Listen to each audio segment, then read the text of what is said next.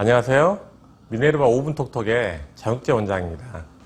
오늘 내용을 하기 전에 오늘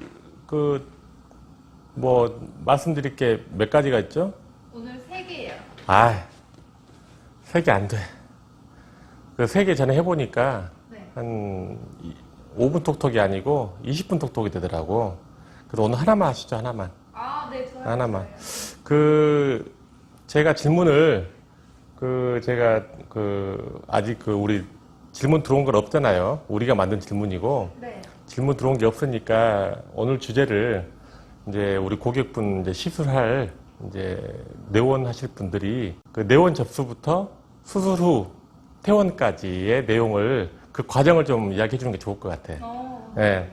그래서 보통 이제 손님들이 이제 전화로 예약하시고 방문하시면은 어떻게 해요? 먼저 일단 그 차트 정리부터 하시잖아요. 그쵸. 차트 기재를 하시고 이제 차트 기재하시면은 이제 우리 실장님하고 이제 상담실로 가셔가지고 이제 편한 질문 같은 거, 그 다음에 이제 여러 가지 편하게 말할 수 있는 간단한 질문을 하시고 이제 저희 방으로 들어오시잖아요. 이제 그 담당 의사와 본인의 이제 관심 있는 이제 의학적 질문, 수술에 관한 거, 이런 좀 디테일한 어떤 시술이나 수술에 관해서 디테일한 질문들을 많이 하시고, 보통 보면 이제 수술하실 분들은,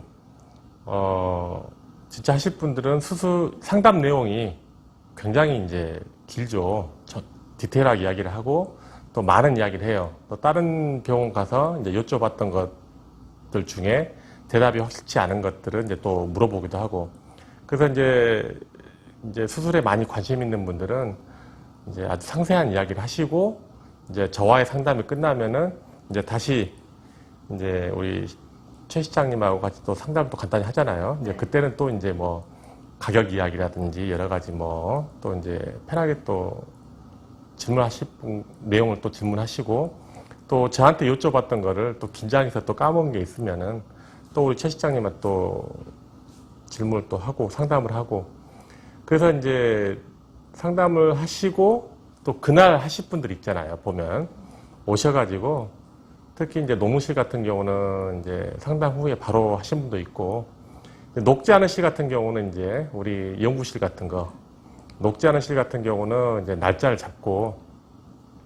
이제 수술 예약을 하시고 이제 가시는 경우가 있는데, 이제 가실 때 중요한 건 이제 수술이 좀 처음이시거나 아니면은 이제 수술을 하고 싶은데 굉장히 불안하신 분들, 좀 소심하고 좀 연약하신 분들 보면은 그런 분들 그냥 보내면 안 되잖아요. 우리가 이제 상담하고 나서 좀 예민하시고 하고 싶은데 좀 불안해하신 분들은 이제 수면제라든지 아니면 안정제, 좀 심적인 안정제를 좀 우리가 그 수술 전날하고 수술 당일날 2분복을 주는 거죠.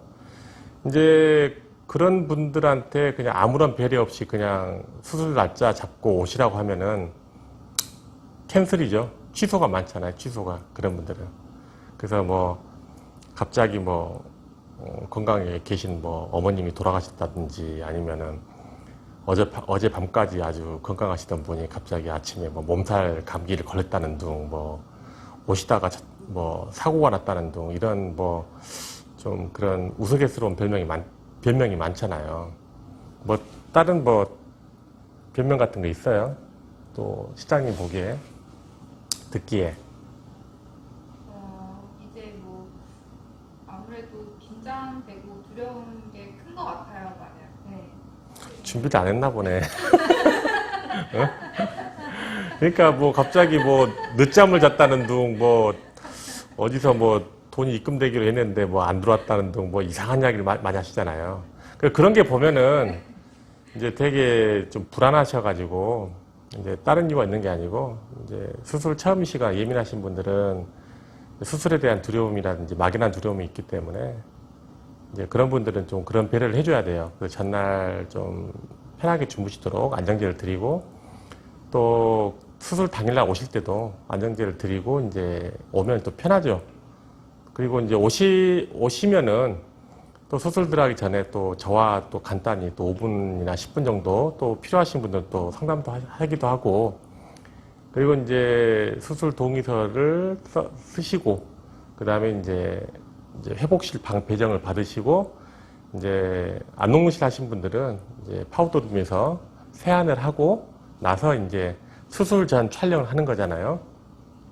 수술 전 촬영을 하시고 이제 수술방으로 입장을 하시는 거죠. 수술방에 입장하시고, 이제 우리가 사실 농무실 리프팅 같은 경우는 뭐 수면 마취 안 해도 되는데, 그래도 이제 수술이 20-30분이라 하더라도 손님한테는 굉장히 긴 시간이기 때문에 이제 우리가 수면 마취를 해드리잖아요. 뭐 녹지 않은 실은 뭐 당연한 거고.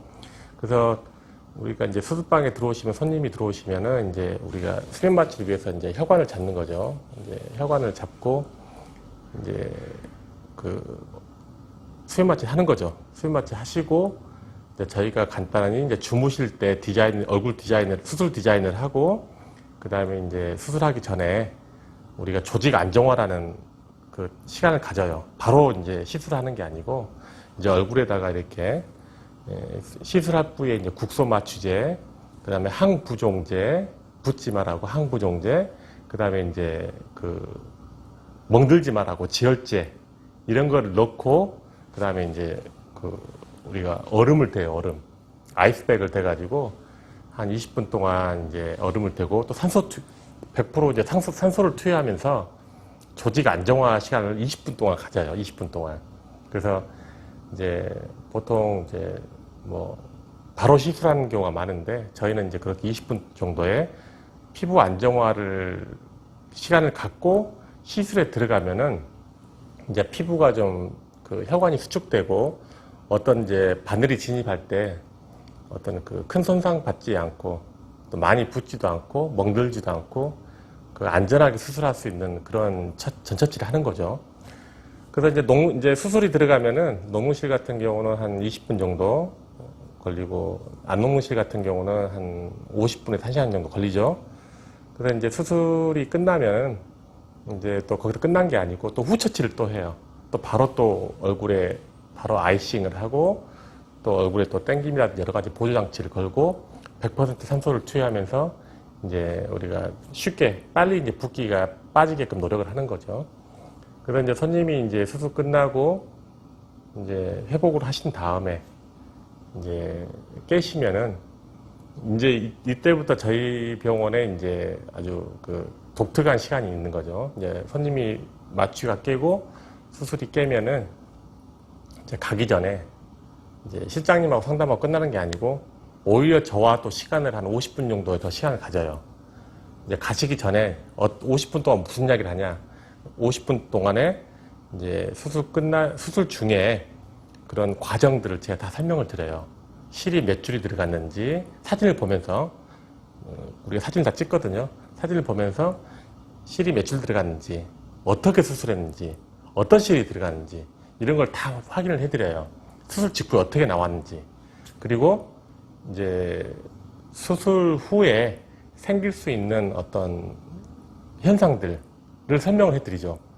그래서 이제 이런 것들을 담당 실장이 아니고, 뭐 잘 설명하시겠지만은 실장이 아니고 담당 의사가 이야기를 해줘야 돼요. 그거를 자세하게.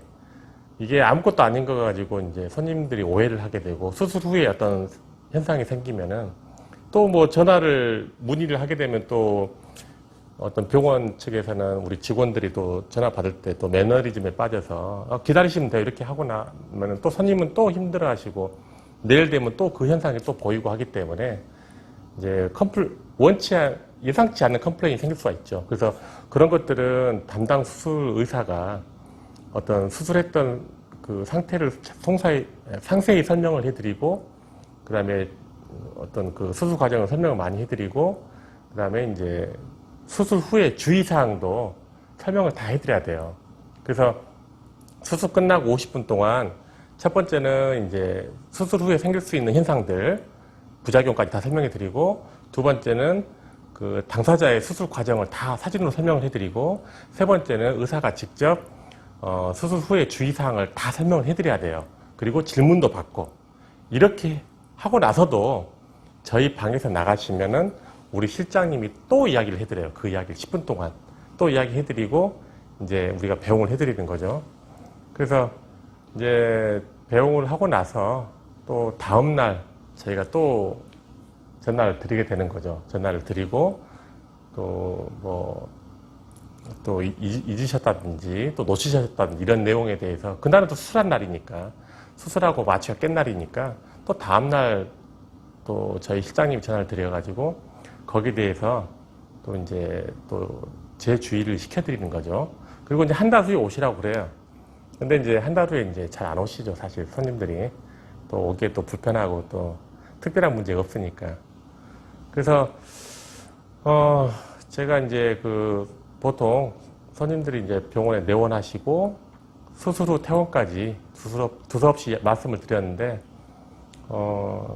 우리 실장님 어때요? 우리 손님들이 오시고 제가 이렇게 설명을 드리면은 그 손님들의 반응 어때요? 다들 좀 감동받죠. 원장님이 이렇게 직접 설명하는 데가 흔치 않으니까. 뭐 감동까지는 감동까지 받진 않고 이제 손님들이 이제 좀 좋아하죠. 왜냐하면은 이제 수술 끝나고 그 담당 의사 원래 수술하기 전에는 그 의사를 자주 보는데 수술하고 나서는 사실 의사 보기 힘들잖아요. 맞아요. 근데 그건 아니다. 그러면 안 된다고 저는 생각을 해요. 수술 끝나면은 오히려 더 디테일하게 케어를 해주고 더 많은 이야기를 수술한 의사가 이야기를 해줘야지. 뭐 상담실장님이 거기 수술장에 있는 거 아니잖아. 그래서 그런 것들을 담당 의사가 소상히 설명을 해주고 또 질문도 받고 또 수술했을 때 피부 상태가 어떻더라.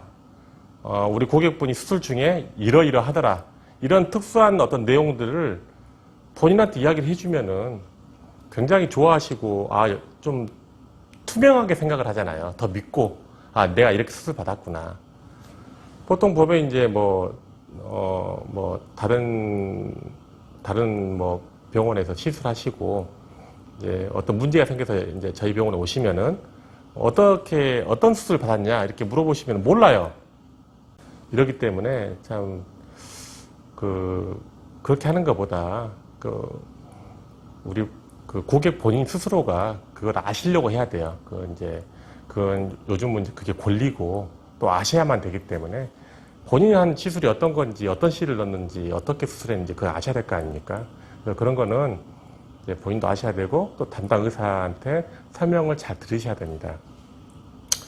그래서 오늘 설명을 제목이 병원 내원 접수부터 수술 후 퇴원까지 설명을 드렸는데 여러분들이 이 영상을 보시고 궁금한 게 있으시면은 댓글란에 좀 질문을 주시면 감사하겠습니다. 저희가 성심성의껏 답변을 드리겠습니다. 감사합니다. 좋아요, 구독 눌러주세요. 감사합니다.